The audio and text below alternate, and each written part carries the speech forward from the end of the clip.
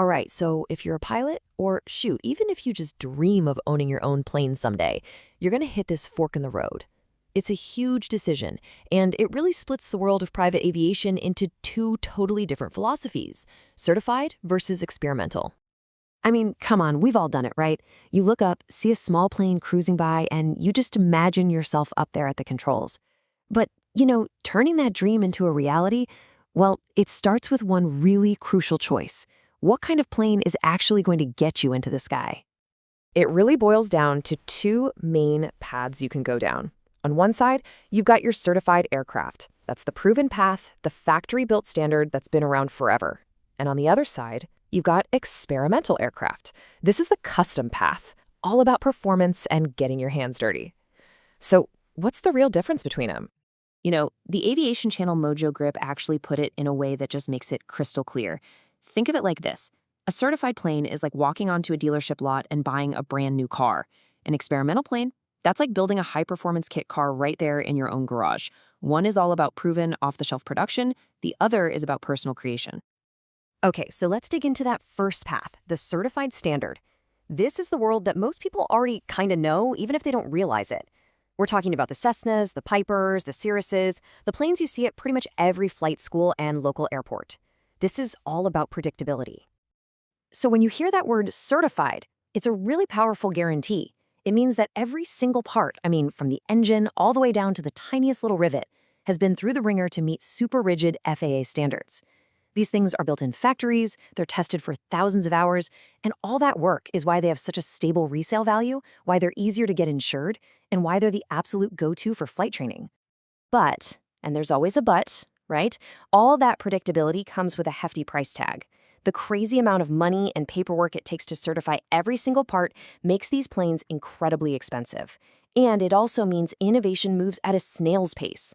Think about it. Why would you change a design that you already spent millions to get approved?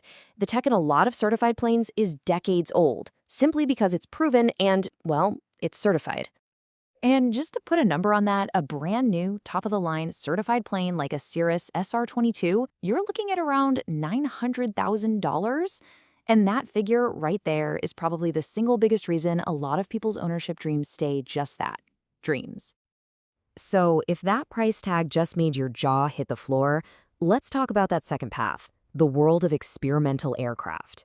Honestly, this is where some of the most exciting stuff in aviation is happening right now, and it's all driven by freedom and a laser focus on performance. Now, don't let the name experimental fool you, okay? A lot of these are really professionally designed kits. The key thing to know is what's called the 51% rule. It just means the owner has to do most of the assembly themselves. And that one rule blows the doors wide open. It means you can use modern parts that aren't certified, everything from amazing glass cockpits to custom engines. And maybe the biggest deal of all, the owner can do most of their own maintenance. That is a massive, massive cost saver. And this is where the value just becomes impossible to ignore. Remember that $900,000 Cirrus we mentioned? Well, an experimental Vans RV-10 gives you similar performance, sometimes even better, and you can build it for about a quarter of the price. For an airplane that does basically the same thing, that is a staggering difference. Okay, so we've got the two big picture philosophies down. Now let's really put them head to head and look at how they stack up in the three areas that matter most to any owner: money, modifications, and maintenance. And man, this is where you can really see the night and day difference.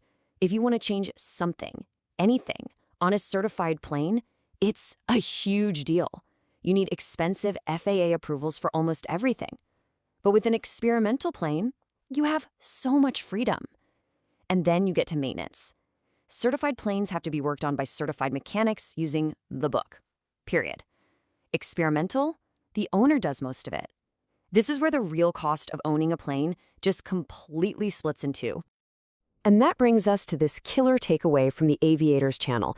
This is a guy who actually owns both types of planes, and after he ran all the numbers on his own aircraft, his conclusion was that, on average, an experimental plane is about half, 50%, less expensive to maintain every single year.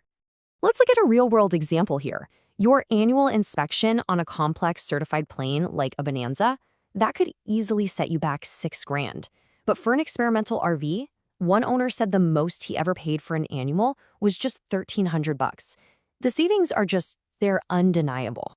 Okay, another huge factor here is technology. We're talking about the avionics, all the screens and electronics in the cockpit. That tech is evolving so fast, but trying to put the cool, modern stuff into an older, certified plane is incredibly hard and, you guessed it, expensive. The numbers on this are pretty striking. One owner was able to do a huge avionics upgrade in his experimental plane for less than $6,000 because he could do the work himself. He figured that if he wanted to do a similar upgrade in a certified plane, it would have been somewhere around $20,000.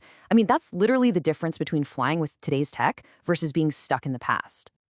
Of course, all this talk about lower costs and more freedom, it all leads to the one question that trumps everything else: safety. Right? What does all this mean for the person sitting in the pilot's seat? The two types just approach safety from completely different angles. Certified planes are all about a standardized, factory-controlled process. Safety is engineered in from the very start. With an experimental plane, the builder is basically the first test pilot, and yeah, the build quality can vary. And if you look at the stats, experimental planes do have a higher accident rate, but a lot of that is tied to builder mistakes or that initial test flight phase. But here's the flip side. You can put the absolute latest safety tech, like modern avionics or even a whole airframe parachute, into an experimental plane way easier than you can a certified one. So when you get right down to it, this choice, it's not really about just money or horsepower. It's about your personality, it's about what skills you have, and what you actually want to get out of owning an airplane. It's about finding the philosophy that's right for you.